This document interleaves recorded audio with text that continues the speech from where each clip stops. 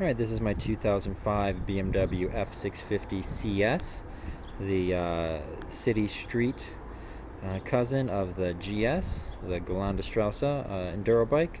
Though they really don't have that much in common aside from the engine, a couple of the suspension components, and handlebars, stuff like that, though actually I think they're different bars. The uses the same Rotax 652cc single cylinder motor. This is a 2005, so it is the twin spark. It was the first year for the twin spark. Last year for this model, actually, they only made them from 2002 to 2005. So you don't see too many of them, especially here in the United States. But if you're looking to get one or you've picked one up, it's a great bike. It's a great commuting bike for around the city. It's got lots of usable power, nice flat power band, lots of torque down low and mid-range. It's actually pretty quick up top too, so when you're on the expressway, you can pull away, make some passes. It does have a 7,500 RPM red line, so not too much on the top end, but usually if I'm going down the expressway, I'm about 5K, and if I crack it open, I'll jump up to 90, 100 pretty quick to make a pass, get out of trouble or away from a semi-truck. This bike also has a couple of cool options on it. It has the four-way blinker, which is useful if you're stuck at the side of the road, and the power lit. So I do hook up a little mount here for my Garmin GPS, so I can run GPS on a longer trip. Also heated grips, high-low switch heated grips, those are original equipment, and ABS brakes, so braided lines, steel tube inside the pumps underneath. It does have this great stow bay feature, which is great for city commuting. I do have the original backpack that goes in here, just not right now. They also made a hard case option and a hard case option with speakers, so if you pick one up and you see a little plug here, that's for the speaker power. I do have an aftermarket windshield on here, the 24-inch Parabellum, and that's the tallest windshield you can get. I'm 6'1", so it pretty much just keeps it right off my chest. This is my view usually when I'm riding there, so it doesn't completely seal you in, but it does a pretty good job. Gas tank is under the seat, which lowers the center of gravity. Like I said, makes it really streetable, really good for around town, stop and go, or short trips. I have done some camping on this bike. Also have the 25-liter or 35-liter Kappa top case, the poor man's givey, with the optional rack on here that increases the load capacity. A couple of other things I've changed on this bike. I've done a little bit of painting on it. I painted these covers here on the silencer.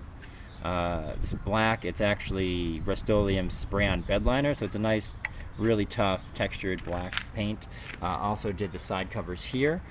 These are prone to break, so they BMW designed them to attach in with like some rubber grommet things to lock them in that are terrible, and then the little things that hold them in break off, and they fall out and they get smashed on the highway. So when I got it, it was actually zip tied in, and then after I painted it, I put a couple of little black screws in there and painted right into the body panel. You can access the coolant from the left side here underneath this, but really it's a lot easier to just take the whole side panel off. It does have these cool grab rails here, which are, it locks the case in, or if you have the optional helmet lock or the hard case, the bags, they all lock into that. It's also really great actually when you're carrying a pillion, as they can reach around and they can grab this instead of putting their hands around your waist. So when you're braking, they're actually able to push on that instead of pushing you. I put some LED turn signals on there, swapped out the relay for an electric relay. I haven't figured out the back yet for the LEDs. It's a little bit of a mounting issue. Can't tell here, but I also upgraded the headlamps from halogens to HID xenons. And I just have the ballast mounted under this cowl here behind the speedometer. Has Brembo 2-pot front brakes. Stops goes pretty good. Again, we have the ABS there to help you out. Not a great bike if you want to do the work yourself and you're not very mechanically inclined. Nothing's really difficult, but it is rather time consuming to change one of the headlamps. If it burns out, you have to take off 17 screws. You got to get the windshield off, get the faceplate off of the speedometer, get this cowling off, this skirt that's over the headlamp has to come off, and then you have to actually unbolt the whole headlight assembly. Same thing to get into the spark plugs. know if you can see in here, there's not really a good way to get to them from the side. You can see one of the two plugs on this. No way to get to that. You have to take off the railings, the fairings on the side, this air box, the frame for it, disconnect that from the throttle body, disconnect the coilover plug bracket, and then you can get into it. So it's not hard to work on, but it is rather tedious and tinkery. So if you like that sort of thing, if you're very German, it's a good thing. Again, you have the tank underneath the seat, lowers the center of gravity. Also have this cool single-sided swing arm, belt drive, no maintenance, no greasing, no adjusting. It's pretty much set it and forget it. You check it, you know, every 6,000 miles or so. I've never really had to adjust the belt tension on it. Some guys say they've gotten 100,000 miles pretty much ran the bike out on one belt. Service is supposed to be 24,000, but like I said, some guys have gotten more out of it. If you do need to service it, again, it's not terribly difficult, but a bit of a pain. The cool thing is it's a single-sided swing arm. You have to remove the silencer. So there's a clamp down here onto the header pipe, hanger bolt here, that's external Torx, and then inside here is a single 54 millimeter hex, which you can get a cheap tool for that off of Amazon, actually for like an 80s Corolla or something like that. It comes in the toolkit underneath with a plastic socket that's kind of useless. And again, it's something you'll need if you're out on the road and you're stuck, because most people aren't going to have a 54 mil hex to get off that rear tire. But once you get that one bolt off, the whole tire comes off, the drive assembly stays put, so you don't have to mess with the belt or anything like that.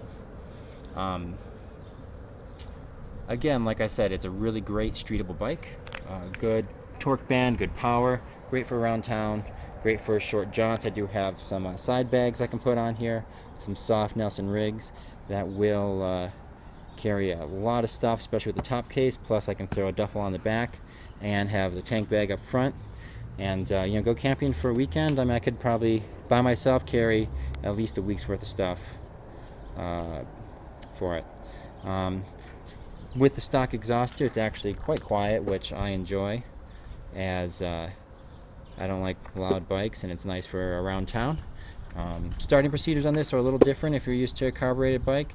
So turn it on, let it run the self-test. Then you want to press the start button and hold it for 2 seconds after it turns over. I usually wait for the ABS light to turn off.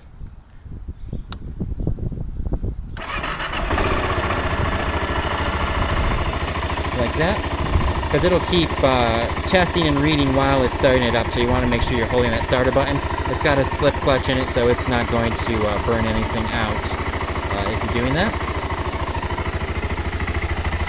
But like I said, nice and quiet, really smooth. You can see a little bit of vibration there. It is a single, but for a single, incredibly smooth. So if you've picked one up or you're thinking about it, there's a little bit of information. There's some out there on F650.com, some other websites, especially in Europe where the bike's sold a little bit better.